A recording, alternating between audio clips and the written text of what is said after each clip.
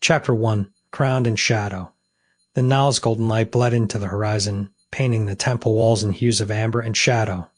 The air hummed with the weight of secrets, carried on the breath of priests who moved like ghosts between the columns. This was the moment when the gods themselves seemed to hold their breath, and the throne of Egypt would be claimed by a woman who dared to wear a crown meant for kings. Hatshepsut stood at the edge of the sacred precinct, her fingers tracing the hieroglyphs that spoke a divine right. The stone was warm beneath her touch, as if the gods had whispered their approval into the very heart of the monument. Around her, the court murmured their voices, a chorus of doubt and wonder. A queen should rule from the shadows, they said. A queen should bend to the will of men. But Hatshepsut had never been one to bend. Her stepfather, Thutmose too, had been a king in name, only a frail vessel for the ambitions of others. And now, with his passing, the throne hung in the balance. The boy king, Thutmose, was too young to wield the double crown. The priests whispered of chaos. The generals sharpened their blades. And in the silence between their words, Hatshepsut heard her own destiny calling. She turned to the high priest, his face, a mask of calculated neutrality. The gods have spoken, she said, her voice steady though her pulse quickened.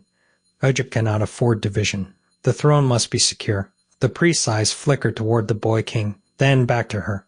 The gods speak in riddles, Majesty.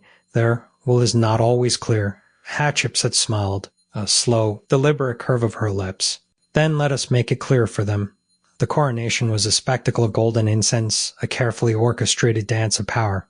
The priests chanted the ancient rites, their voices rising in a crescendo as the heavy crown of Upper and Lower Egypt was placed upon her head. The weight of it was immense, and not just the gold, but the weight of history, of defiance, of the future she was carving from stone. The court watched, their expressions unreadable. Some bowed. Others averted their eyes. A few, the boldest or the most foolish, dared to whisper. But Hatshepsut saw none of it. She saw only the horizon, the endless stretch of the Nile, the empire that would now bend to her will. That night, in the privacy of her chambers, she stood before the mirror, her reflection flickering in the lamplight. The crown sat heavy upon her brow, its edges sharp against her skin. She touched the golden serpent coiled at its center, the symbol of divine protection. Or was it a warning? A knock at the door. Her most trusted advisor, SamEnrico, entered without waiting for permission. His face was lined with exhaustion, his robes dusted with the remnants of the day's negotiations. "You have done it," he said, his voice low. "You have taken the throne." Hatshepsut turned to him, her eyes gleaming in the dim light. "I have taken what was mine by right." SamEnrico hesitated, then stepped closer. "The boy king's supporters are already gathering. They will not accept this easily." She laughed, a sound like the rustle of papyrus in the wind. "Let them try. I am the daughter of Ammon.